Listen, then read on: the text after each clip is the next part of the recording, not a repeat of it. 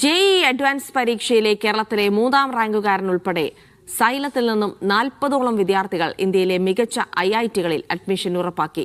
4 വർഷം കൊണ്ടാണ് ഒരു സ്റ്റാർട്ടപ്പ് കമ്പനിയായ സൈലം ലേണിംഗ് മികച്ച നേട്ടം സ്വന്തമാക്കിയത്. അധ്യാപകരുടെയും വിദ്യാർത്ഥികളുടെയും കഠിന പ്രയത്നത്തിന്റെ ഫലമാണിതെന്ന് ഡോക്ടർ അനന്ത് പറഞ്ഞു. കേരളത്തിൽ നിന്നും വളരെ കുറച്ച് വിദ്യാർത്ഥികൾ മാത്രം ഐഐടികളിൽ അഡ്മിഷൻ നേടുമ്പോൾ അതിൽ 40ഓളം വിദ്യാർത്ഥികൾ സൈലത്തിൽ നിന്നാണ്. ഓൾ ഇന്ത്യ റാങ്ക് 628 നേടിയ ദേവ് നായരാണ് കേരളത്തിൽ 3ാം റാങ്ക് നേടിയത്.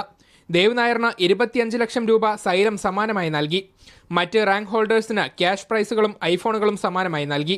രക്ഷിതാക്കൾ തങ്ങളിൽ അർപ്പിച്ച വിശ്വാസത്തിന്റെ ഉറപ്പുകൂടി ജെഇഇ വിജയത്തിന്റെ മുതൽക്കൂട്ടാണെന്ന് ഡോക്ടർ അനന്തു പറഞ്ഞു. ജെഇയുടെ 4ാമത്തെ വർഷത്തെ ബാച്ചാണ്. അതിൽ നിന്ന് കേരള റാങ്ക് 3ഡിലേക്കാണ് ഏറ്റവും ടോപ്പർ എത്തിയിട്ടുള്ളത്. തൊട്ട് താഴെയുള്ള എല്ലാ റാങ്കുകളിലേക്കും സൈലത്തിന് 40ഓളം കുട്ടികളാണ് ഇത്തവണ ഐഐടിയിലേക്ക് എത്തുന്ന സൈലത്തിൻ്റെ ജെഇ ബാച്ചുകളിൽ നിന്ന്. അതിൻ്റെ ഒരു സന്തോഷം കൂടിയാണ് ഇന്ന് പങ്കുവെക്കാനുള്ളത്. ഇന്നലെയാണ് റിസൾട്ട് വന്നത്.